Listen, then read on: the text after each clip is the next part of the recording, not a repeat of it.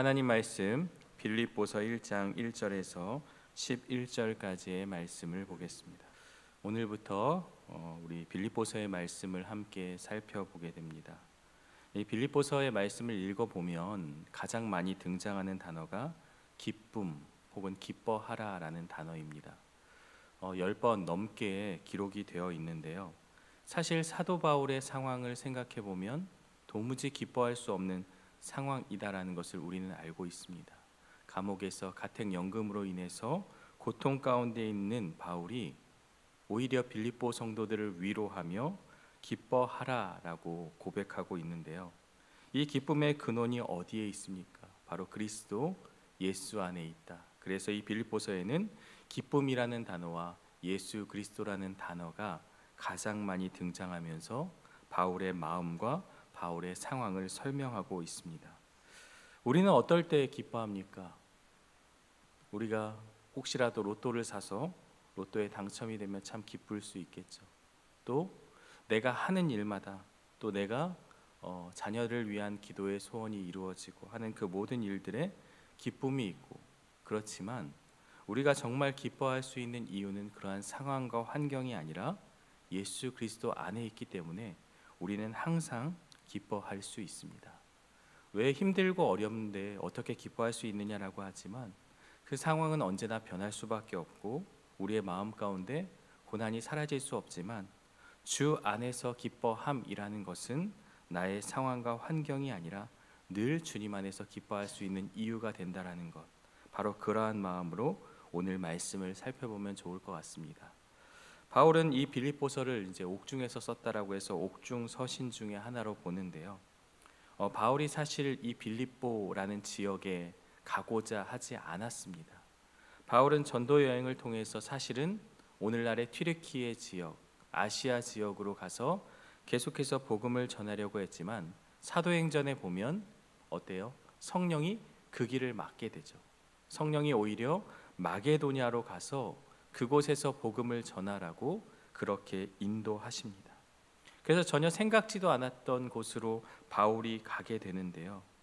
드로아에서 본 환상에 따라 마게도냐, 그 유럽이라는 그리스라는 지역으로 가서 복음을 전하게 됩니다.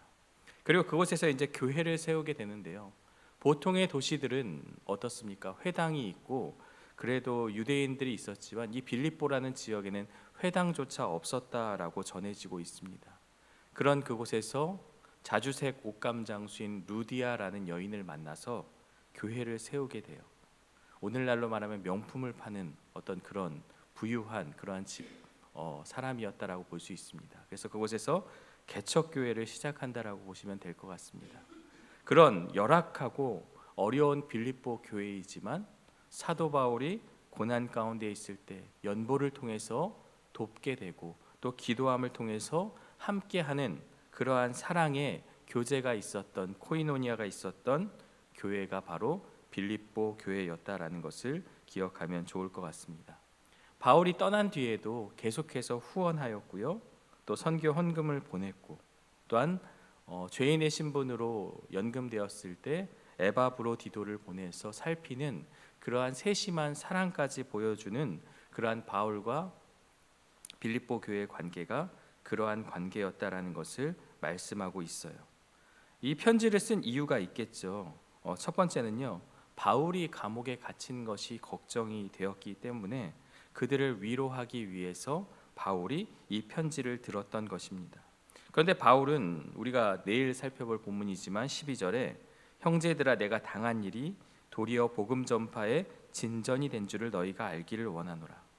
내가 감옥에 갇힌 것이 오히려 복음의 진보를 이루었다라고 말하며 오히려 나를 걱정하지 말고 내가 이렇게 되었지만 하나님께서 복음의 능력을 통해서 확장하고 있다라는 것을 기뻐하고 있다. 그래서 위로하기 위해서 이 편지를 썼다라는 것을 말하고 있어요.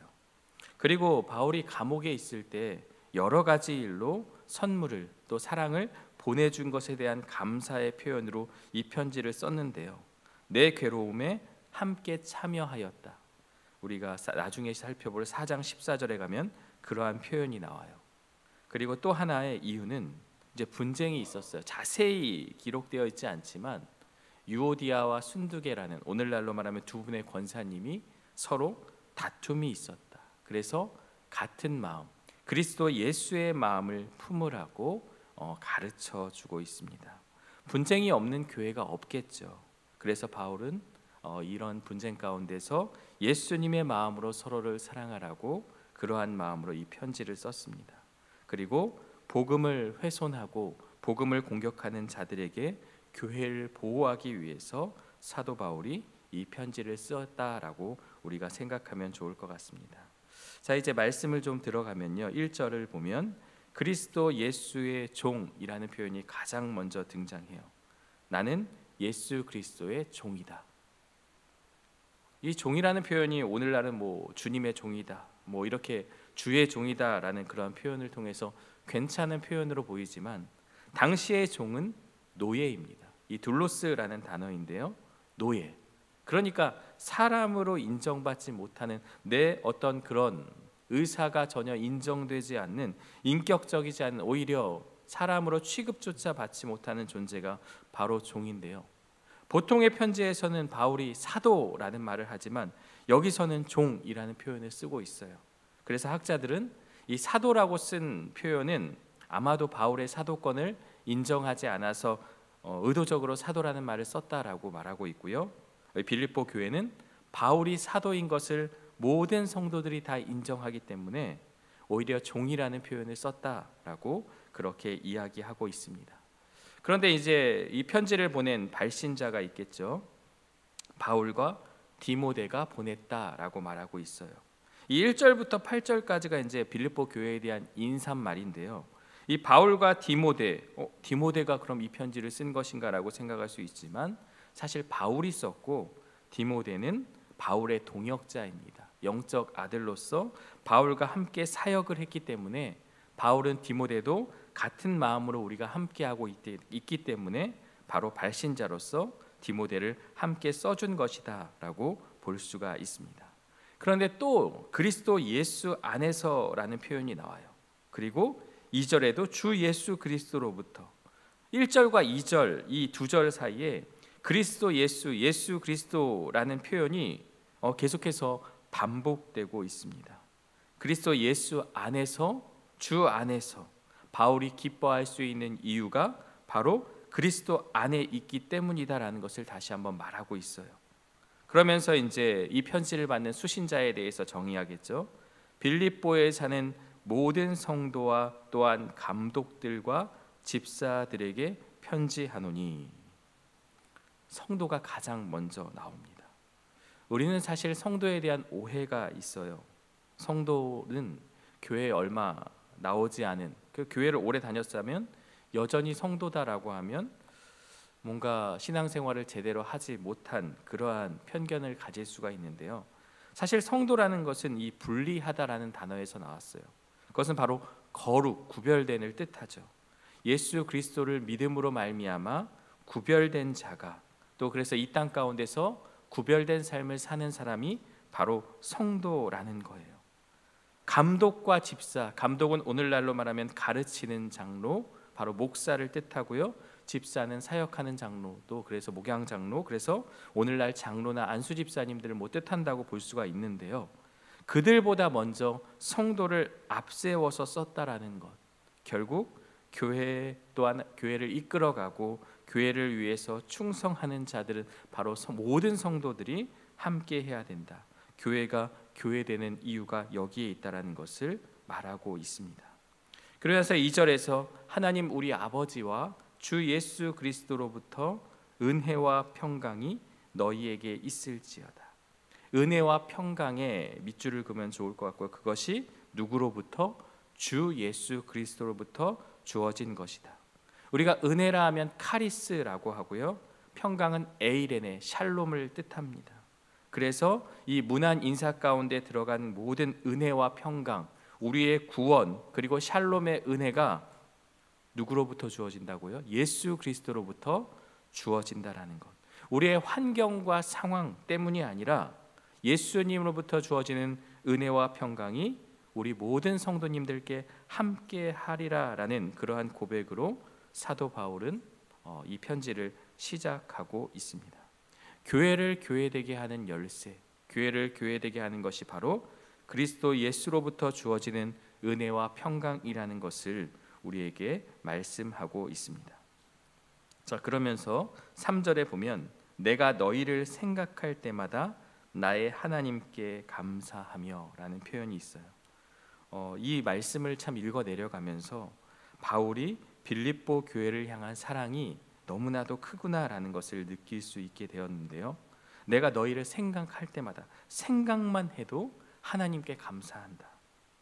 우리는 이러한 마음으로 우리 교회를, 그리고 우리 가정을, 또 내가 함께하는 사람을 생각하고 있습니까? 생각만 해도 하나님께 감사가 흘러넘치는 그러한 교회가 바울에게 있어서는 빌립보 교회였다라는 것을 말하고 있어요. 우리가 구주를 생각만 해도 이렇게 좋거든 이라는 찬양이 있는 것처럼, 우리가 또 누군가를 생각할 때마다 하나님께 감사하는 그러한 고백, 이 기도 너무나도 아름다운 고백인데요. 너희가 이 4절에 간구할 때마다 너희 무리를 위하여, 모두를 위하여 기쁨으로 항상 간구함은, 내가 기도할 때마다, 중보 기도를 말하는 거죠. 내가 열심으로써 너희를 위해 기도할 때마다, 너희 모두를 위해서 기도할 때마다 내가 기쁨으로 항상 간구한다. 내 마음에 늘 기쁨이 있다라는 것을 표현하고 있어요. 내가 빌립보 교회만 생각하면 내가 감옥에 있어서 또 핍박을 당하고 환난 가운데 있지만, 내가 너희들을 생각할 때마다 너무나도 기쁘고 감사하다, 하나님께 감사하다라는 표현을 하고 있어요. 사실 바울이 바나바와의 갈등으로 인해서, 그 갈등의 이유는 마가 요한을 낙마하고 그가 다시 한번 2차 전도 여행에 함께 한다고 하였을 때 바울은 그를 믿지 못하겠다. 그러나 바나바는 조카인 마가에게 기회를 주자라는 일로 두 사람이 갈등이 있었는데요. 사실 이제 바나바를 또가 세우고 함께했던 교회가 안디옥 교회입니다.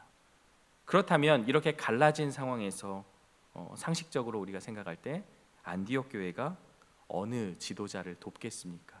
아마도 바나바를 지원하는 일에 힘을 쓰지 않았을까 생각이 되어집니다.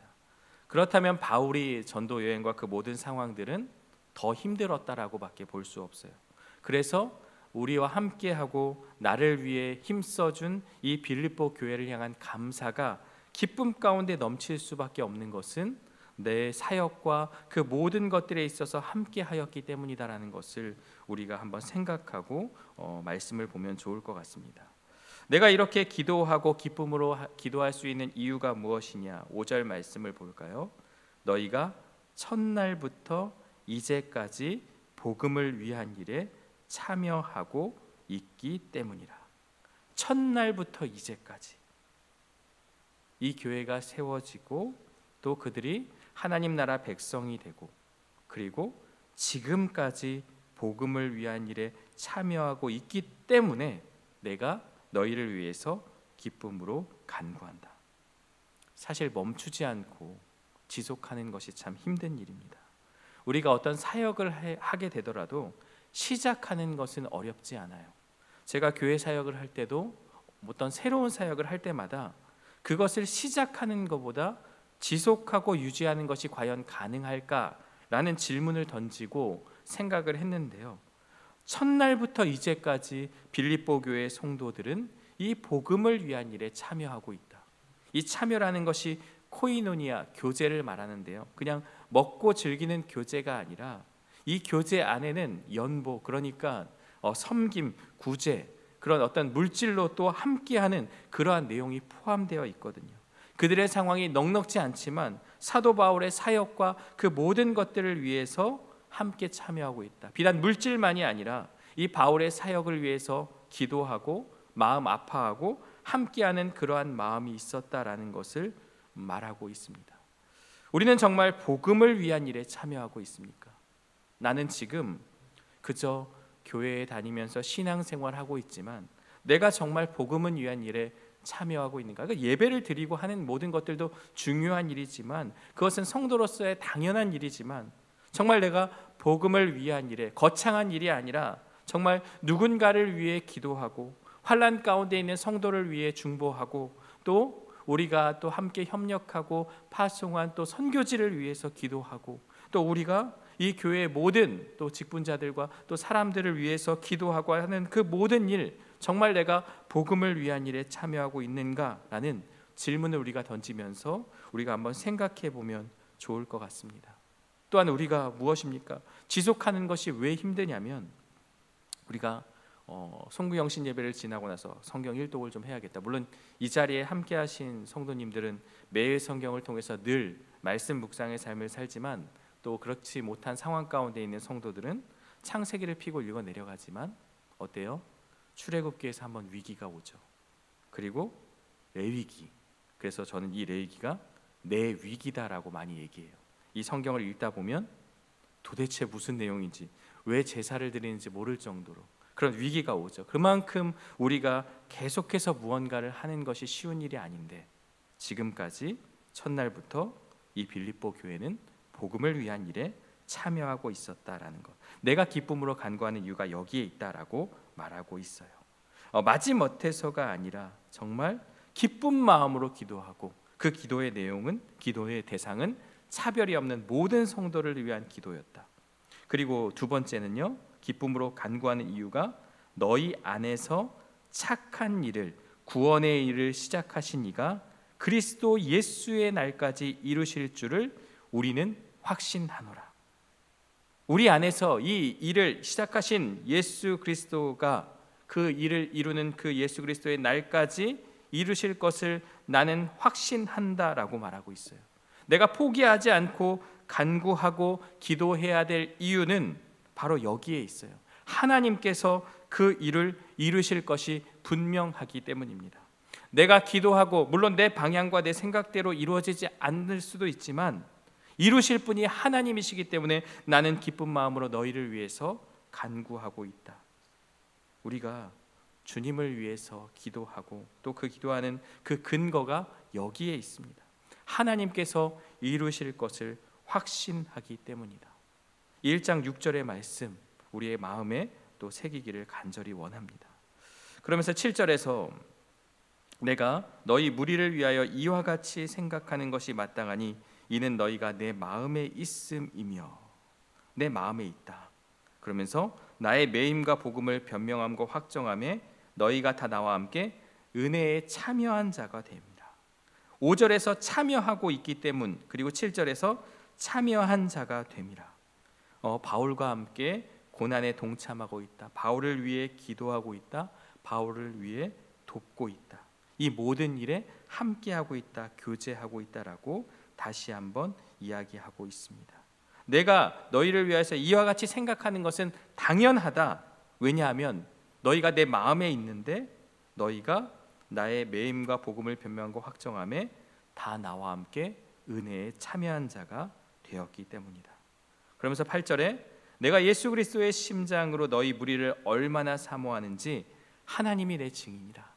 내 마음, 내가 그렇게 간구하고 내가 너희를 사랑하는 그 모든 것들이 하나님께서 증인이 되어 주신다라고 말하고 있습니다.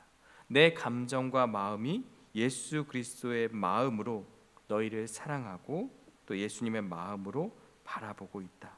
이 사랑의 고백을 바울이 하고 있습니다. 이 편지를 쓰는 바울도, 편지를 받는 빌립보 교회도 얼마나 행복하겠습니까? 저도 예전에는 편지를 많이 썼었거든요. 지금은 편지를 잘 쓰지 못하지만 이 편지를 쓰게 되면 그 사람에 대해서 생각하고 또 그 사람으로 인해서 기뻐하고 그 기쁜 마음까지 메시지를 작성하게 되죠. 비록 글씨가 삐뚤빼뚤하고 악필이지만 그 안에 담겨있는 그 마음이 전달될 때 사람은 감동하게 되는 것이죠. 바로 이 편지, 이 빌립보 교회를 향한 편지가 그러한 마음으로 쓰여졌다라는 것을 말씀하고 있어요. 그러면서 9절에서 11절까지는요 바울의 기도의 내용, 기도가 담겨 있는데요. 첫 번째 볼까요? 내가 기도하노라 너희 사랑을 지식과 모든 총명으로 점점 더 풍성하게 하사. 사랑을 먼저 간구해요. 사랑이 가장 중요하다. 그런데 지식과 모든 총명으로 더 풍성하게 사랑이 너희와 함께하기를. 사도 바울이 빌립보 교회에 또 물질적인 재정의 지원을 받고 또 여러 가지 사랑을 받고 있으면 사실상 무엇을 기도해야 됩니까? 한국교회 기복주의로 따진다면 충만한 복을 받고 건강의 복과 물질의 복과 여러분이 하는 일마다 형통하기를 바랍니다라고 쓴다라면 한국교회 한때 이제 붐이었던 어떤 그런 기복 신앙적인 모습이 되겠죠. 그러나 바울은 그것을 간구하지 않았어요. 물론 그러한 마음도 간구했습니다. 하지만 가장 중요한 것이 바로 사랑을 간구하고 있어요. 너희 모든 성도들이 사랑 안에서 더 풍성하게 되어지기를 바울이 간구하고 있습니다. 그리고 10절의 두 번째 간구는 무엇입니까? 선한 것을 분별하도록 그리스도의 날까지. 그 사랑으로 말미암아 무엇이 진리인지를, 무엇이 선한 것인지를 분별하는 그런 지혜를 허락해 달라고 이 바울이 간절한 마음을 담아 기도하고 있습니다. 그리고 11절에 예수 그리스도로 말미암아 의의 열매가 가득하여 하나님의 영광과 찬송이 되기를 원하노라. 사랑을 그리고 선한 것을 분별하기를, 의의 열매, 그리스도의 열매가 너희 가운데 가득하기를 원한다라는 마음으로 바울은 기도하고 있습니다. 너희가 복음에 참여하고 함께하고 있기 때문에 그것을 통해서 감사하고 또 그것을 기도하고 있습니다. 오늘 말씀은 여기까지인데요. 특별히 6절의 말씀을 보면 너희 안에서 착한 일을 시작하신 이가 그리스도 예수의 날까지 이루실 줄을 우리는 확신하노라. 우리는 이 말씀을 마음에 품어야 합니다. 제가 어제 저희 아이가 요새 자전거를 좀 배우는데요. 자전거를 열심히 이제 타려고 애를 쓰고 있습니다. 그래서 천변에 나가서 이제 자전거를 이제 같이 이제 잡아줬는데 이제 아이가 두려워하죠. 아빠 잡고 있어, 꼭 잡고 있어. 근데 사실은 놓았거든요. 그런데 그렇게 이제 가는 거예요. 근데 아이의 마음 속에는 엄마 아빠가 이 자전거를 붙잡고 있으니 내가 절대로 넘어질 리는 없다라는 그런 확신. 근데 뒤에서는 잡고 있어, 잡고 있어, 잘 가고 있어라고 얘기하면서 실제로는 잡고 있지 않지만 아이는 잡고 있다라는 것을 가지고 마음의 평안이 오게 되는 것이죠. 이것을 보면서 바로 이 말씀이 좀 생각이 났어요. 하나님께서 나를 붙잡고 있다. 우리 눈에 보이지 않지만, 우리 눈에 그것이 느껴지지 않을 때도 있지만 우리 주님께서 우리 주님의 날까지 이루실 것을 확신하는 그 착한 일을 시작하신 그 하나님이 이루시고 함께 하실 것을 믿는 믿음, 내 인생의 자전거를 붙잡고 있는 그 하나님의 사랑, 또 하나님의 은혜, 그것을 바라보면서 우리가 복음을 위해서 열심으로 또 나아가야 되지 않을까라는 생각을 하게 됩니다. 오늘 말씀은요, 특별히 먼저 예수 그리스도의 종이라는 표현을 통해서 나는 예수 그리스도의 종으로 정말 살아가고 있는가라는 질문을 던져봅니다. 한국교회 직분에 대한 많은 오해들로 인해서 또 그러한 문제들이 있습니다. 그런데 정말 중요한 것은 직분은 교회를 섬기라고 주어진 것입니다. 내가 대접받고 내가 뭔가 인정받는 것이 아니에요. 저도 예전에 강도사에서 목사로 처음 안수받았을 때 강도사님 이러면 솔직히 기분이 좋지 않았어요. 그게 뭐 중요한 거 아닌데, 나 목사인데라는 말이 여기까지 나왔지만 얼마나 웃긴 일입니까? 우리가 어떤 권사로서의 직분이 있어요. 누군가 집사라고 잘못 부를 수도 있고요, 성도라고 잘못 부를 수도 있어요. 근데 뭐 집사님을 권사님으로 부르면 그거에 대해서는 별다른 제지를 안 하지만, 근데 정말 중요한 것은요, 그러한 직분이 아니라 정말 내가 예수님의 종으로 노예로서 내가 예수님을 끌고 가는 게 아니라 예수님이 정말 나를 끌고 가고 있는가. 종과 노예는 의지가 없잖아요. 내 생각과 내 판단이 아니라 예수님께 끌려가는 그러한 인생, 그 종된 삶, 그것이 정말 행복 아니겠습니까? 바울은 지금 그것을 얘기하고 있어요. 내가 지금 종으로서 가택연금을 당하면서 환난 가운데서 심지어 그 성에서 감옥에 갇히기도 하고 정말 힘든 어려운 그 순간들을 다 지나가지만 나는 예수님의 종이기 때문에 그러한 삶을 살아가고 있다라고 말하고 있습니다. 그리고 두 번째는요, 정말 우리가 감사와 기쁨으로 간구하는 자들이 있는가? 사도 바울이 빌립보 교회를 향해서 기쁨 가운데서 생각만 해도 기뻐하며 간구했던 것처럼 정말 우리 주위에 기도해야 될 사람들이 많이 있습니다. 고난 가운데 있는 성도들도 많이 있고요, 또 사랑하는 사람을 떠나보내서 힘들어하는 성도들도 많이 있고요, 또 사랑하는 부모님을 떠나보내며 또 힘든 가정들도 있고요, 우리가 또 환우들도 있고요, 또 열심을 다해 선교하고 있는 또 우리 미얀마 땅이 있지 않습니까? 그 땅에 있는 우리 선교사님들을 위해서 또 그 사람들을 위해서 우리가 기도해야 되지 않겠습니까? 그런데 그 마음 가운데 기쁨으로 항상 간구해야 된다. 그냥 생각만 해도 기뻐서 더 기도하고 싶고 더 간절히 구하고 싶고, 마찬가지로 우리 가정도 그렇죠. 이 가정에 가면 정말 화가 나기도 하고 힘들 때도 있지만 또 그 사람을 위해서, 우리 가정을 위해서 또 기쁨으로 간구해야 되고, 공동체 안에서 나를 힘들게 하는 자가 있다면 그 사람을 위해서도 기쁨으로 간구하는 것이 필요하지 않을까 생각이 되어집니다. 그리고 가장 중요한 거, 나는 복음을 위한 일에 참여하고 있는가? 거창한 일이 아니더라도, 정말 대단한 일이 아니더라도 아주 작은 일이지만 나의 그 작음을 통해서 하나님은 크게 역사하시기 때문에 그 착한 일을 시작하신 이가 이루실 줄을 확신함을 가지고 그 하나님의 신실하심을 믿는 믿음으로 우리가 간절한 마음을 담아 복음을 위한 일에 함께하는 저와 여러분들 되시기를 주님의 이름으로 축원합니다. 함께 기도하겠습니다. 사랑과 은혜의 하나님, 오늘 빌립보서의 말씀을 통해서 사도 바울의 또한 그 사랑의 고백을 우리가 함께 살펴보았습니다.